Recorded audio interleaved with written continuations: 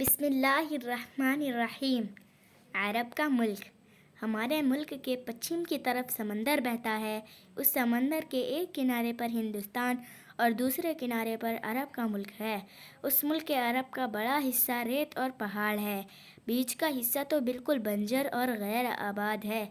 صرف اس کے کناروں پر کچھ سرسبزی اور شادابی ہے اور انہی میں اس ملک کے بسنے والے رہتے ہیں۔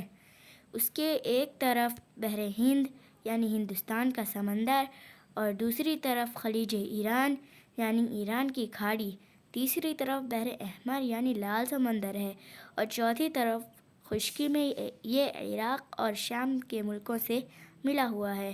اسی لیے عرب کے ملک کو جزیرہ نما اور جزیرہ یعنی ٹاپو بھی کہتے ہیں۔ جو حصہ بحر احمر کے کنارے کنارے لمبائی میں شام کی سرحد سے شروع ہو کر یمن کے صوبے پر ختم ہوتا ہے، حجاز کہلاتا ہے۔ یمن کا صوبہ بحر احمر کے کنارے کنارے حجاز سے عدن کی کھاڑی تک پھیلا ہے اور یہ عرب کا سب سے ہرا بھرا اور آباد صوبہ ہے۔